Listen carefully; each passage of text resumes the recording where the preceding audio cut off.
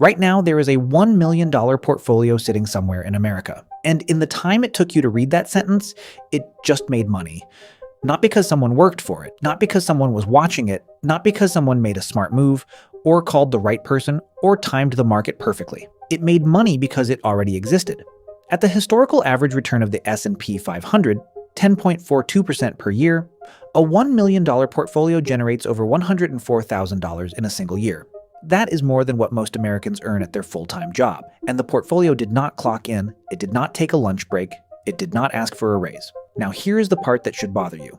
That same math, the exact same engine, is available to almost anyone. It has been available your whole life, and yet right now in 2026, over 54% of American households have $0 saved for retirement. Zero. And the ones who are saving? The median is $87,000. So the machine exists. The returns are real. The history is 100 years long. Then why is almost nobody actually feeling it work? That is exactly what this video is about. There is a specific moment, a crossing point, but where your money stops depending on you and starts moving on its own. And most people never reach it. Not because they could not, but because nobody ever showed them where that line actually is. Section 1. Why most people never feel it. Right now in 2026, the median American household has about $87,000 saved for retirement, and over half, 54%, have nothing at all. Zero. Now when most people hear that, they think the problem is discipline, or income, or sacrifice. And sure, those things matter, but that is not the real reason most people never build serious wealth. The real reason is that compounding has a weird design flaw. A beautiful, brutal design flaw. It feels like nothing in the beginning. You save $1,000 a month, you do it for a year. You have $12,000, you do it for 3 years. You have maybe $40,000, 42 with returns. You look at that number and think, at this rate, I will be 90 before I have anything real. And you are not wrong about the rate. You are just wrong about when the rate changes. Because compounding does not work like a straight line. It works like a skateboard ramp, flat and boring at the bottom, and then at some point it goes vertical. The S&P 500 has returned an average of 10.42% per year over the last 100 years. Through wars, through crashes, through recessions, through every terrifying headline you can imagine. In 2 out of every 3 years it goes up. And over 100 years that number has barely moved. The money is there, the returns are there, the math is sitting there waiting for you. The only thing standing between most people and that math is one thing. Time. Enough of it. And most people run out of patience before the math runs out of runway. Section 2. The skateboard ramp explained. Let me give you a number that I want you to actually sit with.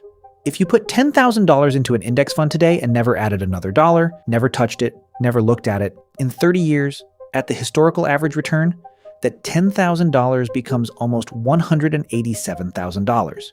You did not do anything after day one. You just waited. Now here is where it gets interesting. If you are also putting in $830 a month, which is a real number, not a crazy number, it takes you about 8 years to reach your first $100,000. 8 years. A lot of early mornings, a lot of skipped vacations, a lot of moments where you wonder if any of this is actually doing anything. And then you go from $100,000 to $1 million in roughly 32 more years. So 20% of your time builds the first $100,000, and the other 80% of the time takes you all the way to $1 million. That is not slow. That is a setup. A very long, very boring, very necessary setup. Think about it like a rocket launch. The most fuel gets burned in the first 2 minutes. That is just to get off the ground. Once you clear the atmosphere, the rocket barely needs to do anything. Gravity is no longer the enemy. Momentum takes over. Most people quit during the launch sequence. They never get to see what happens once you clear the atmosphere.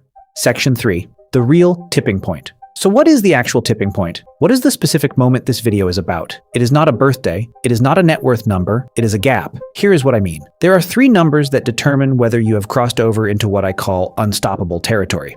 Number 1, what your portfolio earns in a year, in actual dollars. Number 2, what you actually spend to live your life in a year. Number 3, the gap between those 2 numbers. When that gap flips, when your portfolio is earning more than you are spending, not just once, not just in a great market year, but consistently, on average, something changes underneath the surface. Your portfolio is no longer growing because of what you put in. It is growing because of what it already has. Let me make this real. Say you have built a $1.5 million portfolio. At the historical average return of 10%, that portfolio is generating roughly $150,000 a year in growth. Adjusted for inflation, in real purchasing power terms, you are still looking at over $100,000 a year.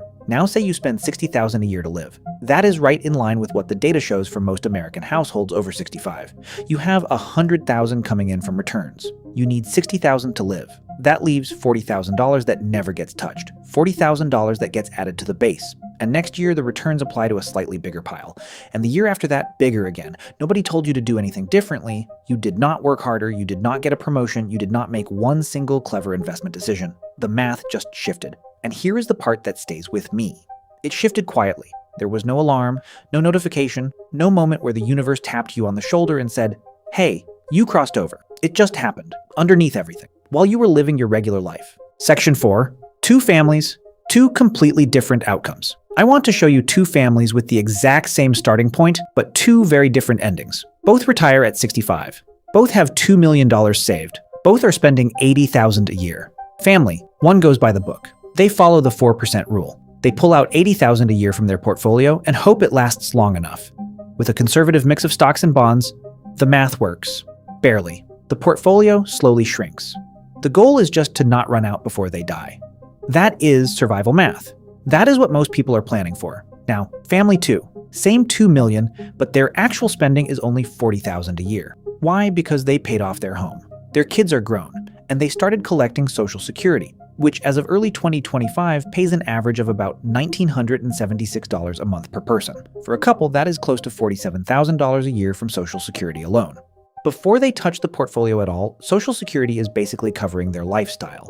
So now the $2 million portfolio is just sitting there, growing. At a 10% return, that is $200,000 of growth in a single year. Even in a down market year, they do not need to sell a single share to pay for groceries. Their lifestyle is untouched. Their stress is dramatically lower. And their portfolio is not shrinking. It is expanding. Same starting number, same retirement age, completely different math. The difference was not genius. The difference was a lifestyle gap that created a condition where the portfolio could run on its own. Section 5. The human thing that makes this work. Here is something nobody in personal finance talks about enough. The people who actually reach this tipping point are almost never the highest earners in the room. They are the most consistent ones.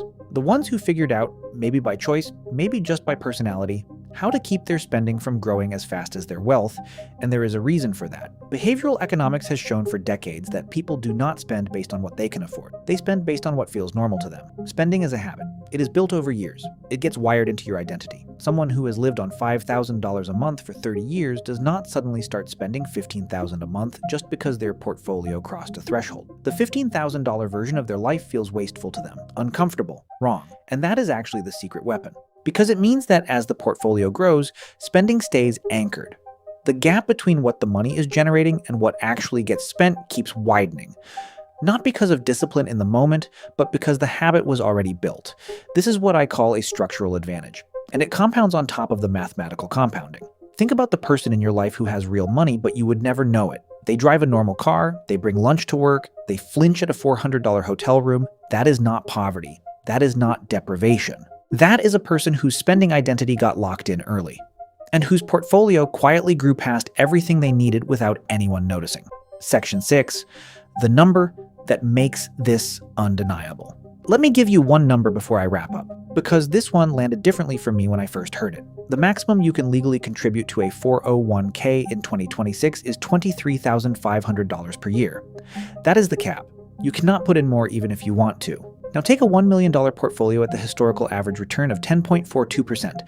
In a single year, that portfolio generates $104,000 in growth, without doing anything, without picking a single stock, without timing anything, without even logging into an account. $104,000. Passive, automatic, just by staying invested. That is more than 4 times the maximum legal 401k contribution in 1 year from a portfolio that just exists. That is what compounding looks like once it crosses the tipping point. That is what the fourth quarter of the game looks like. That is the version of the story my dad never got to see. Here is the truth I want to leave you with.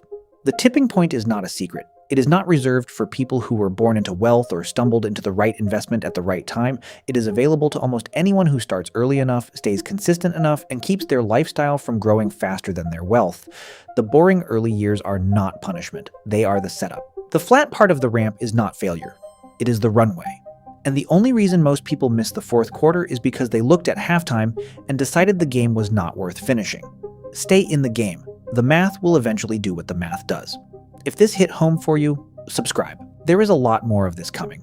And just so we are clear, I am not a financial advisor. Everything here is for educational purposes only. Your results depend entirely on your own choices and actions.